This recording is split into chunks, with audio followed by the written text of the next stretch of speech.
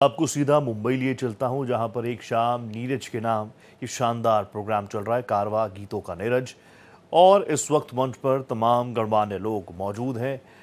मंच पर आपको नजर आ रहे होंगे भारत एक्सप्रेस न्यूज नेटवर्क के सीएमडी उपेंद्र राय जी, इसके अलावा तमाम गणमान्य लोग तस्वीरों में आप देखेंगे तो मीडिया इंडस्ट्री से, फिल्म इंडस्ट्री से, म्यूजिक इंडस्ट्री के वो दिग्गज इस वक्त मंच साझा कर रहे हैं। महाकवि गोपाल दास नीरज फाउंडेशन ट्रस्ट का ये बड़ा आयोजन है।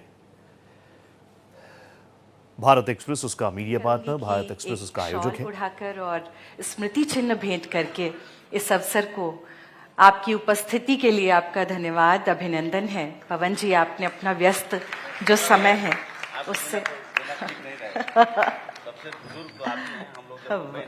वरिष्ठ आचार्य श्री पवन त्रिपाठी जी, महासचिव हैं भारतीय जनता पार्टी मुंबई के, कोषाध्यक्ष हैं श्री सिद्धि विनायक गणपति मंदिर ट्रस्ट के। भगवान गणपति, हम सब आराधना करते हैं कि हमारे संकट को हरें, जीवन में सुख आए। और पवन जी, ये निवेदन आपसे और प्रार्थना और प्रणाम कि आप भी हम सब के लिए यही प्रार्थना करिएगा सिद्धि विनायक गजानन से कि हम सब के जीवन में भी खुशी आती रहे। और सर, एक और निवेदन, चूंकि हमने पवन जी का सम्मान किया और आदरणीय कृपाशंकर जी भी मंच पर उपस्थित हैं, तो उन्हें भी शॉल उड़ाकर और जी और स्मृति चिन्ह भेंट करके सम्मानित करें, अभिनंदन करें, धन्यवाद ज्ञापित करें। आप लोगों से कहना चाहता हूं कि नीरज जी के दो बेटे मेरे साथ साल 2010 फरवरी से काम कर रहे हैं और दोनों मेरे भाई हैं। मैं भी उसी परिवार का हिस्सा हूं और इस परिवार का गार्जियन हूं। 8 साल से हम लोग नीरज जी को उनके जाने के बाद इसी तरह से याद कर रहे हैं। तो मैं मेहमान नहीं हूं, मैं बल्कि इस कार्यक्रम का ही हिस्सा हूं। इसीलिए मैंने कहा सर, आपका सुनेंगे वो अनुभव, क्योंकि वो भी बहुत दिलचस्प होगा। और पवन जी के विषय में एक और बात बताऊं, हाल में ही एक नई जिम्मेदारी भी मिली है आपको, दक्षिण मुंबई के भी प्रभारी बनाए गए हैं आप, उसके लिए भी शुभकामना आपको। और बहुत बहुत धन्यवाद सर। और अब मैं निवेदन करूंगी आदरणीय आचार्य श्री पवन त्रिपाठी जी से चंद शब्द हम सभी के समक्ष रखें। सर प्लीज बैठें। सभी को ऑन है सर। सभी को नमस्कार। प्रणाम। आज कवि नीरज, पद्म भूषण कवि नीरज फाउंडेशन द्वारा आयोजित इस कार्यक्रम में यहाँ पर उपस्थित भारत एक्सप्रेस के चेयरमैन आदरणीय श्री उपेंद्र राय जी, महाराष्ट्र के पूर्व गृह राज्य मंत्री आदरणीय श्री कृपाशंकर सिंह जी और श्री मृणाल जी, यहाँ पर उपस्थित सभी नीरज जी के प्रेमी, साहित्य प्रेमी भाइयों बहनों, सर्वप्रथम मैं इस फाउंडेशन के सभी सदस्यों का मैं अभिनंदन करता हूं और सभी को अपनी शुभकामनाएं देता हूं कि जिस प्रकार से कवि नीरज जी के विचारों को समाज में ले जाने का कार्य यह फाउंडेशन लगातार कर रहा है। और कोई भी समाज तब तक जिंदा रहता है जब अपने पूर्वजों को, अपने महापुरुषों को याद करता है। इसलिए हम सभी की नैतिक जिम्मेदारी होती है कि हम जो है, जिन्होंने हमें रास्ता दिखाया, जो हमारे पथ प्रदर्शक रहे, और ऐसे महापुरुष जिन्होंने समाज को, देश को एक दिशा देने का कार्य किया, उनके पद चिन्हों पर चलने का हम सभी लोग कार्य करें।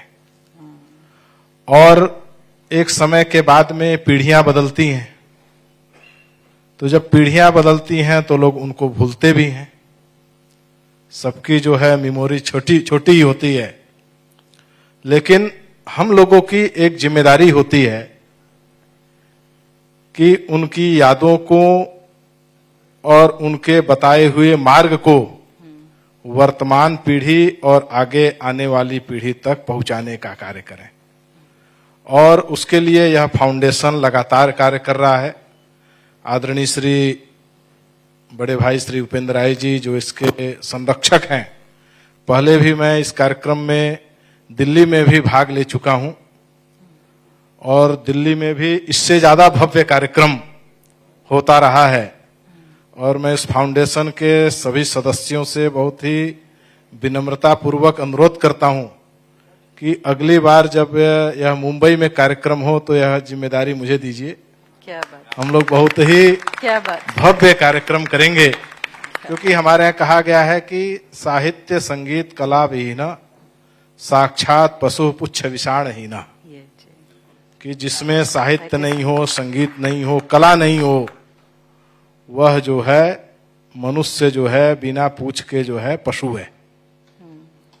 तो साहित्य संगीत कला से प्रत्येक व्यक्ति कहीं न कहीं जुड़ा हुआ है और जब हम किसी संकट में होते हैं, जब हमारे सामने अंधेरा दिखता है, तो उस समय हमें कोई मार्ग दिखाता है तो हमारा साहित्य है, हमारी कविताएं हैं। और यह एक बड़ी साधना है और वह साधना आप ध्यान लगा करके कर सकते हैं।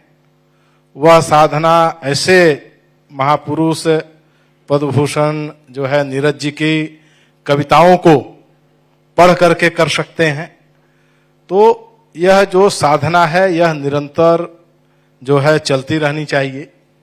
और आज इस मुंबई जैसे शहर में भाग दौड़ का जीवन है और किसी को किसी के लिए समय नहीं है और 2 दिन से बारिश भी बहुत हो रही है।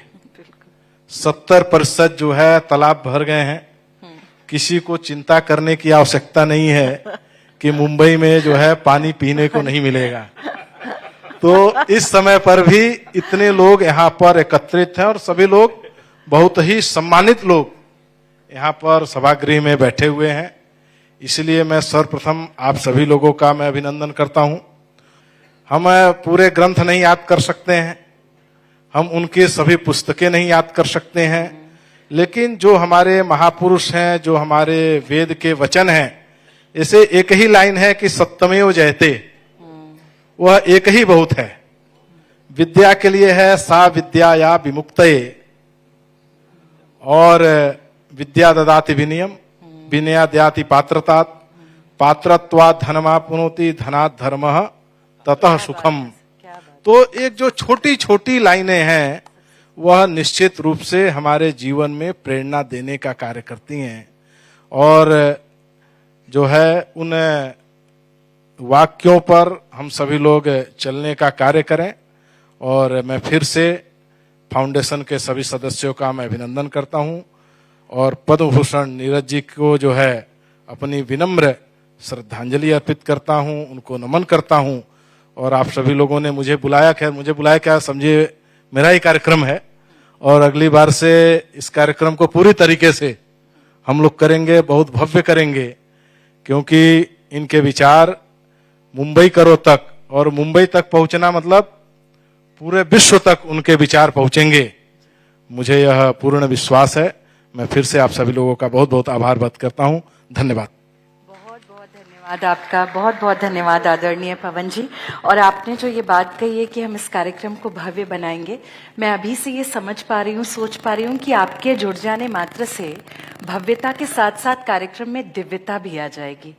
बहुत आभार आपका। और चूंकि हमारे साथ आदरणीय श्री कृपाशंकर सिंह जी भी हैं, सर आपसे भी निवेदन है, क्योंकि जब हमने आपको ये कहा कि ये कार्यक्रम कर रहे हैं तो आपने अपनी पूरी रुचि साहित्य में, कविताओं में जो दिखाई, तो निश्चित रूप से कुछ तो मन में आपके भी नीरज जी को लेकर भी बात होगी। तो हम चाहते हैं चंद शब्दों में आप अपनी बात हम सभी के मध्य रखें।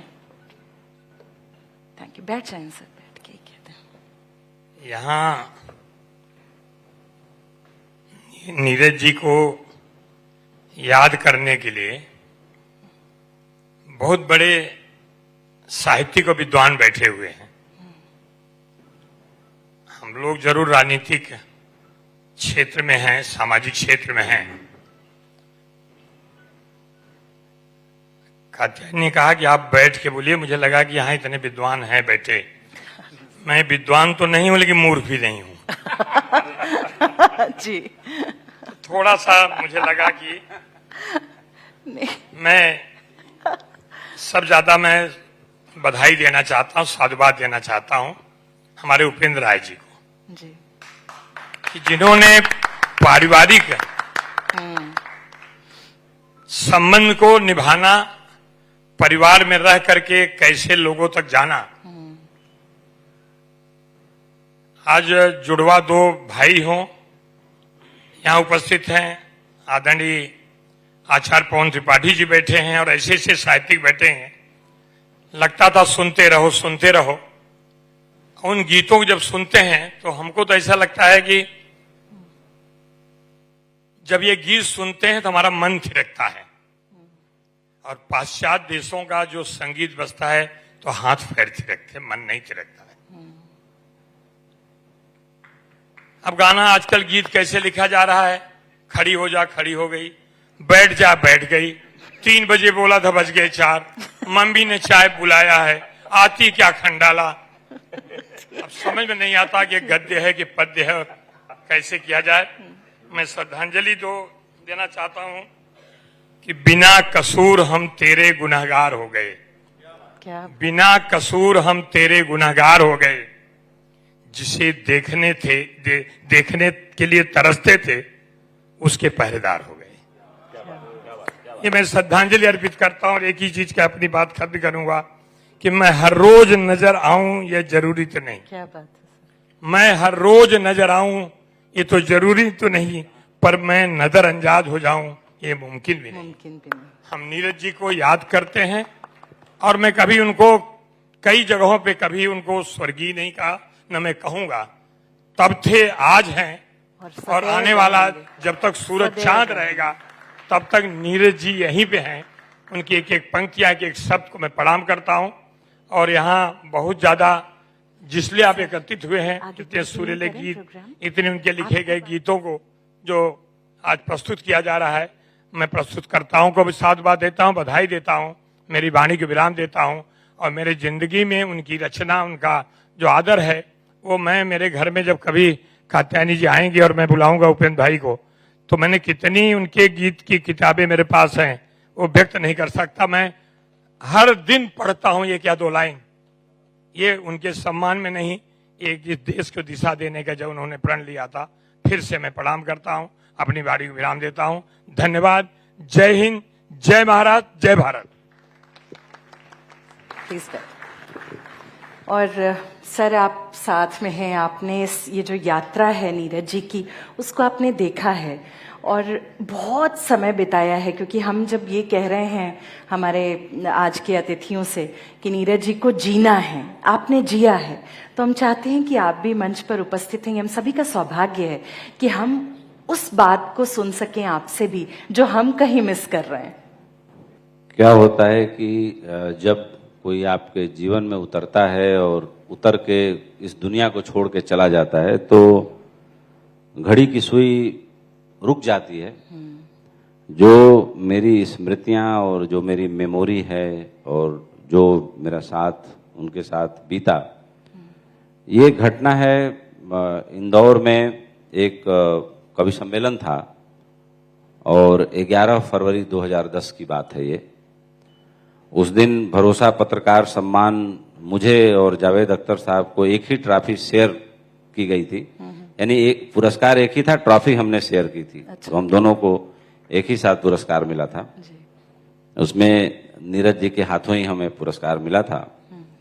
और कभी सीधा साधा ही होता है, उसके मन का जो वचन होता है, जैसे मनोवैज्ञानिक कहते हैं कि दुनिया के सारे बच्चों में, वो चाइना में पैदा हो या नॉर्थ पोल, साउथ पोल में या फिनलैंड में या दुनिया के किसी देश में, हमारे ही देश में समझ लीजिए, कहीं पैदा हो बच्चा, उसमें 2 गुण बहुत स्वतः कॉमन पाए गए पूरे ग्लोब में, कि बच्चा बिना बात के खुश रहता है और बिना काम के वो व्यस्त रहता है। कवि का जो मन होता है वो बच्चे जैसा होता है, बड़ा कोरा होता है। गुदे हुए कागज का बाजार में कुछ मूल्य होता है, अखबार हमारे घर में आता है, दोपहर तक वो रद्दी हो जाता है और अगले दिन तक पूरी तरह से रद्दी हो जाता है, उसके इस्तेमाल के तरीके बहुत बदल जाते हैं। तो मुझे परिचय कराया गया कि मंच पे ही गद्दा लगा हुआ था, सब लोग जमीन पे ही बैठे हुए थे। वो मेरा परिचय कराया गया कि ये उपेंद्र राय हैं, ये सहारा मीडिया के ग्रुप सीईओ एमडी हैं और एडिटर इन चीफ भी हैं। तो उन्होंने बोला कि यार तुम्हारे सुब्रत राय जी और ओपी श्रीवास्तव दोनों झूठे हैं। हम लोग क्या हुआ? बोले कि मैंने शशांक और मृगांक के लिए कुछ बोला था, उन लोगों ने सबने वादा किया था, उसके वादा करने के बाद कभी उन लोगों का कोई रिप्लाई आता नहीं। मैंने एक दो बार ट्राई भी किया था, मैंने कहा कि बात क्या थी, उन्होंने बताया धीरे से कि बात ये थी। तो मैंने कहा कि वो लोग अच्छे लोग हैं, भूल गए होंगे, वो वादा मैं पूरा कर देता हूं। तो उसी रात को मैंने ऑफिस खुलवा के और उसी मंच पर फैक्स से दोनों लोगों को अपने साथ जोड़ा उसी रात। तब का हमारा और मृगांक का शशांक का साथ है। और चूंकि मेरा काम करने का तरीका ही ऐसा था, इस कारण कई बार हमारी कंपनी का मैनेजमेंट भी मेरे से नाराज होता था, क्योंकि मैं मैनेजमेंट से भी ज्यादा तेज काम करता था। सारा चेयरमैन नहीं जिंदा है, लेकिन एक बात बोलते थे कि उपेंद्र अकेले में, यार तुम्हारी स्पीड इतनी तेज है कि बाकी सब लोग कांप जाते हैं, हमें थोड़ा बैलेंस करके चला करो। मैंने कहा सर अब जैसी है जो है, अब आपने साथ रखा है तो कोशिश करूंगा। तो वहां से जब ये काम हुआ, उसके उस दिन 11 फरवरी 2010 से नीरज साहब के मरने से कुछ दिन पहले वो मेरे से मिलने आए। उसे बातचीत हमारी रेगुलर, वो खुद ही फोन करते थे, खुद ही हालचाल पूछते थे। और पता नहीं उनके मन में क्या प्रेरणा हुई कि वो व्हील चेयर पर बैठ के मेरे से मिलने आए।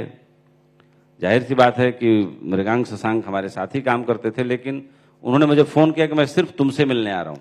मैंने कहा कि आइए। मैंने नीचे खड़ा होकर रिसीव किया, अपने कमरे में ले गया, हम लोग बैठ के बातचीत हुई। ये घटना मैं पहले भी एक दो बार सुना चुका हूं दिल्ली में, लेकिन आज बंबई की सभा है तो दोबारा उस घटना को रिपीट करके सुनाता हूं। मेरी एक जिज्ञासा थी, मैंने अपने जीवन में लगभग सारे विचारकों को ठीक ठीक पढ़ा है। मेरे लाइब्रेरी में 3,500 किताबों का कलेक्शन है और मैं भारत देश का इकलौता जर्नलिस्ट होने का गौरव स्वयं लेता हूं। मुझे किसी के रिकमेंडेशन की जरूरत नहीं, मैंने पत्रकारिता की दशा दिशा बदली। और मैं जब पत्रकारिता में आया तो मैंने कहा कि पत्रकार भी जीवन बहुत ऐश्वर्य से जिएगा, मैं ऐसा पत्रकार बन के दिखाऊंगा। इसकी कीमत भी चुकाई मैंने, लेकिन मैं अपने वादे से आज भी मुकरता नहीं हूं।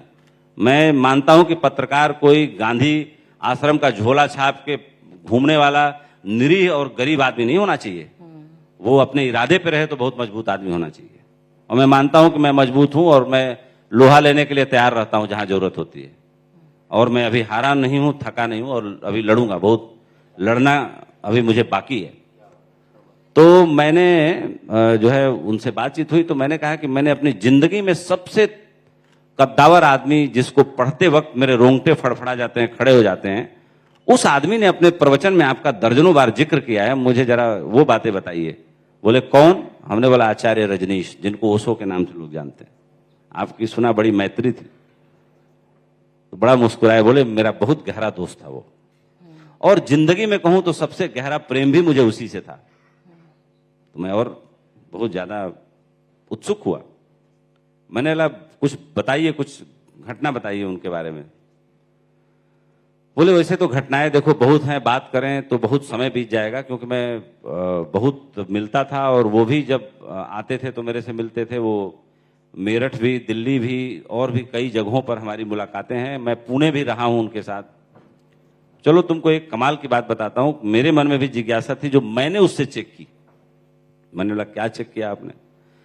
बोले कि मुझे ये आश्चर्य था कि कोई आदमी की लाइब्रेरी में 1.5 लाख किताबें हों और वो 100 साल तक जिंदा भी रहे और रोज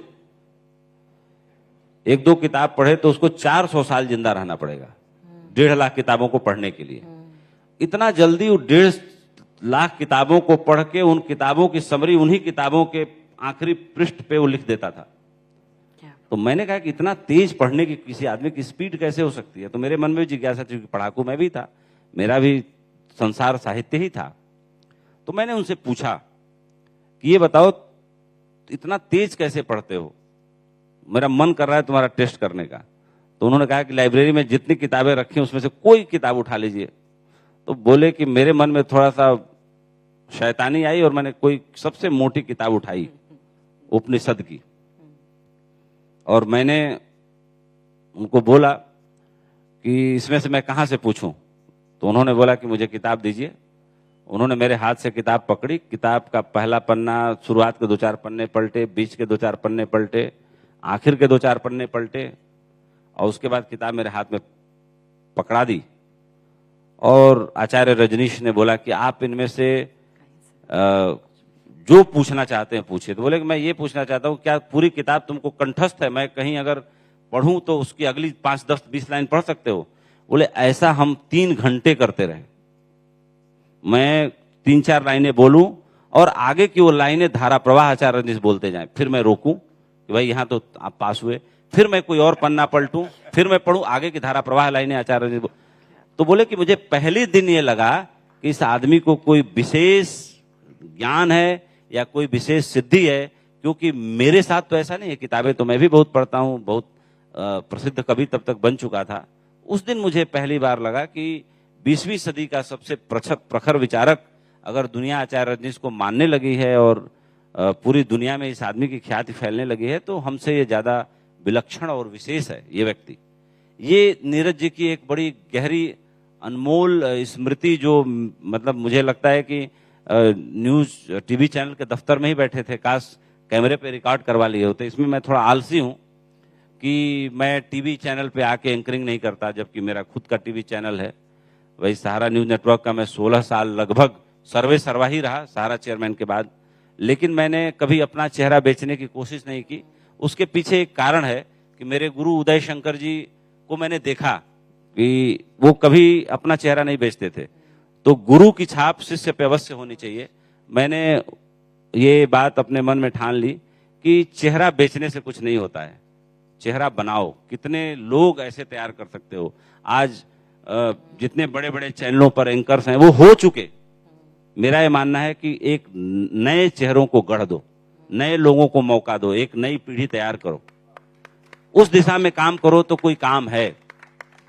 और नीरज जी के बारे में मैं क्या बोलूं, 150 सुपरहिट गीत लिखे और एस.डी. बर्मन के अलावा बाकी उस टाइम के जितने संगीतकार थे, वो शंकर जयकिशन से लेके लक्ष्मीकांत प्यारेलाल से लेकर के, और नए जमाने में दिलवाले दुल्हनिया ले जाए के म्यूजिक जो दिया उन्होंने जतिन ललित, यहाँ तक कि मुझे लगता है कि ये जो जोड़ी थी नदीम श्रवण तक नीरज जी पहुंचे। लेकिन उसके पहले जितने थे, जयदेव से लेकर के,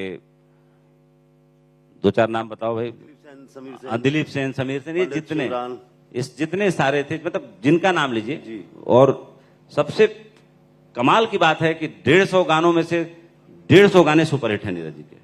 बस एक गाना जो है वो मानते थे कि मेरी लिप से हट कर संडे को प्यार हुआ मंडे को इकरार। हाँ, और जब मैं अपने जीवन में सबसे मायूस था, दोराया तो नीरज जी का एक गीत मेरे जीवन का सबसे मतलब कह सकते हैं कि इंस्पायरिंग गीत है, जो यहाँ पीछे बज भी रहा था जब आया तो, कि छिप छिप अश्रु बहाने वालों, मोती व्यर्थ लुटाने वालों, कुछ सपनों के मर जाने से जीवन नहीं मरा करता। सपना क्या है नयन सेज पर सोया हुआ आंख का पानी, और टूटना है उसका जो जागे कच्ची नींद जवानी। डूबे बिना नहाने वालों, गीली उम्र बताने वालों, कुछ पानी के बह जाने से सावन नहीं मरा करता है। तो तालाब आचार्य जी भले भर गए हैं बंबई के, लेकिन फिर भरेंगे बार बार भरेंगे, क्योंकि 70% या 100% भर जाने भी सावन अपनी ऊर्जा दोबारा लेके लौटता है। नीरज जी के गीतों में जो आत्मा की गूंज है, जो एक पुकार है, जो एक आत्मा को झंकृत कर देने का और आदमी के अंदर के दर्द को जगा देने का, और कठोर से कठोर आदमी को थोड़ा नम बना देने की जो ताकत है उनके गीतों में, वो बड़ी कमाल की है। और सबसे अच्छी बात जो नीरज जी के गीतों में लगती है कि जो एक लय छंद, मतलब अभिधा लक्षणा व्यंजना जिसको हम लोग हिंदी साहित्य में बोलते हैं, वो सारे भाव उनके गीतों में छुपे हुए हैं। और मैं मानता हूं कि 21वीं सदी के जितने बड़े, 20वीं सदी के बाद 21वीं सदी के जितने बड़े गायक हुए, गीतकार हुए, उसमें ये जो है कह सकते हैं सौभाग्य सिर्फ नीरज जी को मिला कि कविता के मंचों पर और कवि सम्मेलनों के सिरमौर तो थे ही, बम्बई बुलाने पर आए और अपनी मर्जी से एक दिन बम्बई छोड़ के चले गए। क्या बात है। ऐसा सौभाग्य दूसरे किसी कवि को नहीं मिला।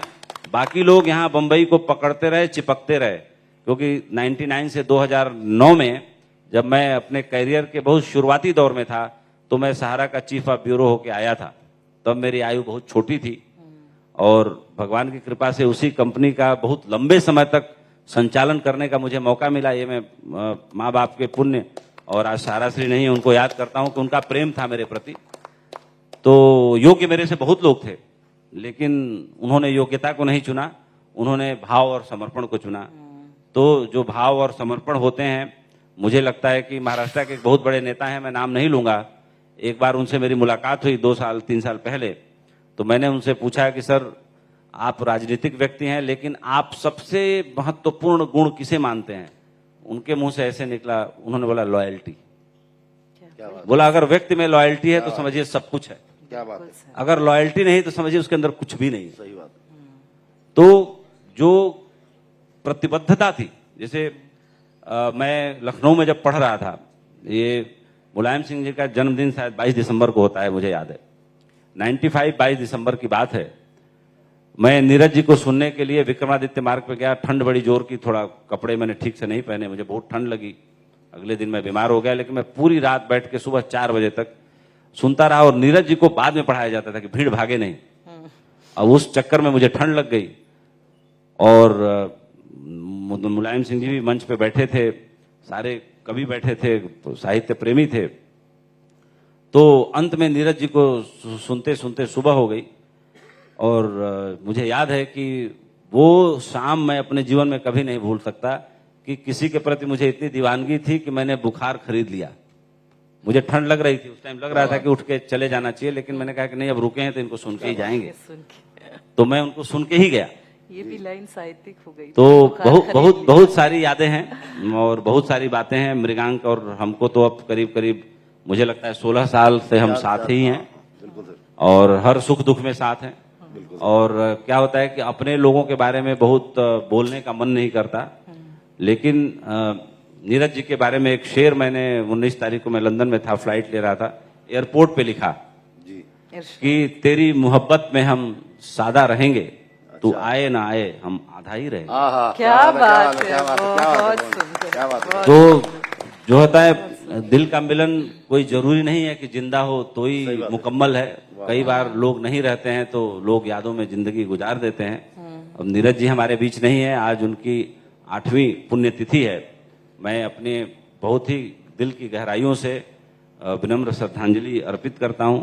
लेकिन नीरज जी हमारे बीच हमेशा रहेंगे, अपने लेखनी के जरिए, अपनी गीतों के जरिए, गीतों में जो मेलोडी है उसके जरिए, जो भाव है उसके जरिए, तमाम तरीके से गुदगुदाते रहेंगे, बार बार आते रहेंगे। और गाइड मूवी का जो गाना है, शर्मिली का जो गाना है, सोखियों में घोला जाए थोड़ा सा शराब, ये सब जो उनके एक ही गाने, मैं तो कहता हूँ कि 150 गाने पढ़ने पे लगता है अच्छा ये नीरज जी ने लिखा, अच्छा ये भी लिखा, अच्छा ये भी लिखा। तो वो सिलसिला रुकता ही नहीं है। तो ये कमाल का सिलसिला है। नीरज जी को दिल की गहराइयों से प्रणाम। हाँ, प्रेम पुजारी का, जी जी जी। तो मैं अपनी बात को विराम देता हूं और ये जो गीतों का कारवा चल रहा है, कात्यायनी जी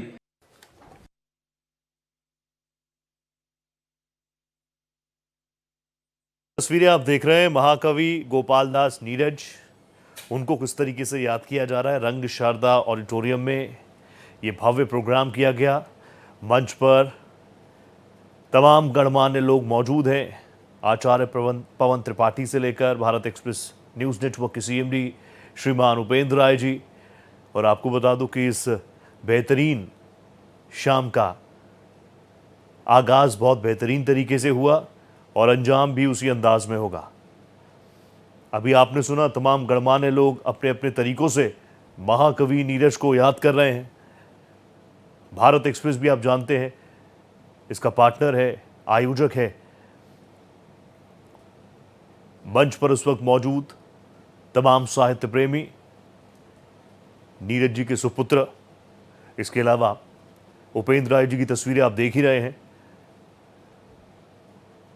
रंग शारदा ऑडिटोरियम में इस वक्त खचाखच साहित्य प्रेमी इस वक्त मौजूद हैं।